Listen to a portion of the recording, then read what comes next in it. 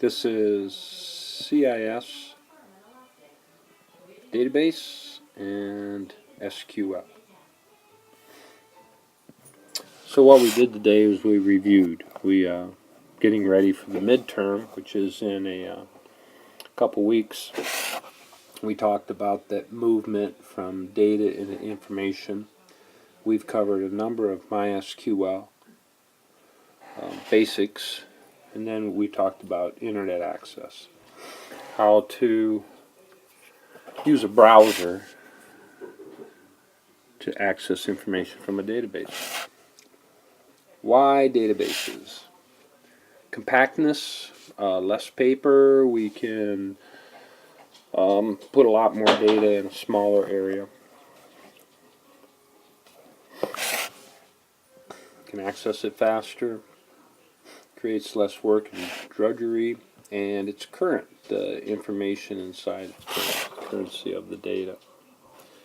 Why we use databases? Some of the benefits that we gain from using a database: redundancy reduced, especially for relational databases in which we have these multiple tables in which we can put information, and then that information relates back and forth between the tables. We can eliminate inconsistencies. We can have small normalized tables in which we can have less of a problem like having data in different places in one place. We can share the data. We can set up some standards for the data. We can secure it. We can control who has access and who doesn't. And this is probably one of the most important things in databases: the integrity of the data, the retaining the quality of the data, making sure the data is accurate, it doesn't change. And then conflicting requirements can be balanced. You can use, like, even in a database, we talk about having a, I'll mention a little bit, the data dictionary. Oh, that's right up here. Defining the terms and making sure everybody's on the same page in how you're doing it. Databases, we have administrators, we administer the data, administer the whole thing.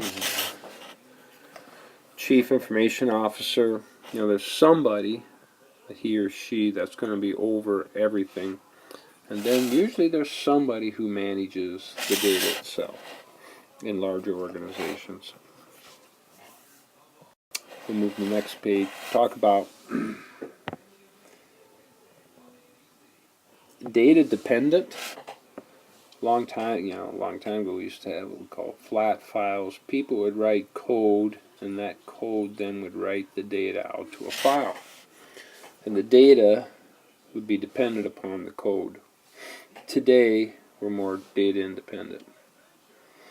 We have the external view, and people can program that to look at the conceptual view, and then the internal view.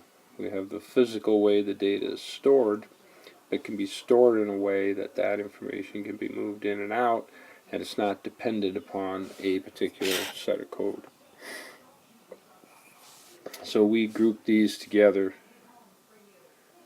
We talk about, we have the external, the conceptual and logical views, then we have the internal and the physical. We talked about the data item, the actual item that's being stored, like first name, last name, and so forth. We group those into fields or attributes. In a whole group of attributes together, we have an object. You know, it'll be like one fact, all the information about one faculty member. And all the faculty together will give us a table. And then the faculty with the students, and inventory and courses and schedules and so forth creates a database management system. All entities have properties. And we talk about attributes, what type they are. Numeric, character, etc., etc. And then an attribute could be a code. You might have, you know, a certain number or letter that represents something. We can derive an attribute, like finding the density in the United States database, or the value in there could be a base value. We have tables. We have tables that can be more fluid information, coming in and out, changing all the time, or they can be more stable, where the data changes seldom. New term, candidate keys. A table could actually have 2 or 3 unique values for each record. Those would all be candidate keys for the primary key. You'd pick one for the primary key, and then you'd have an alternate key. You may have an inventory that has a part number, and then the name of the part might also be unique to that particular part. Alright, a little more about tables. Rows and columns, we talk about being unordered. When you put information in the table, the order of the rows, or where you have the fields in SQL, MySQL, it's unordered. We don't worry about it, even though we try to arrange some things. We put data values in the table. Alright, what do we do with that? Well, we did some MySQL, and we've covered some basics, not all of this yet, but we talked about manage. We manage the tables. We can create a table, we can alter a table. We haven't done that yet. You can drop a table, and you can create an index. An index would be, you could pick a field in a table. A table could have lots of fields, but you could index on a field. An example might be a last name. So it builds a separate table of just the reference to the record and the last name. So there's a lot less information in the table. You can quickly search to find a particular person, and then this reference would take you to the record. It's like the index in the back of a book, if you're looking for something there. And then how do we access the data? Queries and joins. And we did a lot of those. Alright. So that was primarily review. Excuse me. Next one we got started, we're going more specifically into entity relationship models, and you'll see ER diagrams. We've been talking about this whole idea of this conceptual level being designed into the logical level and having a view of the database. So we're going to start off, and we'll look at some of the symbols and rules. We have optional participation, and we have mandatory participation. And so we'll go to the next page and take a look at those. Did an example here of Redbox.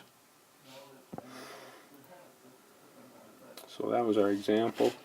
You can use a browser or an app, and you can order, rent, or reserve,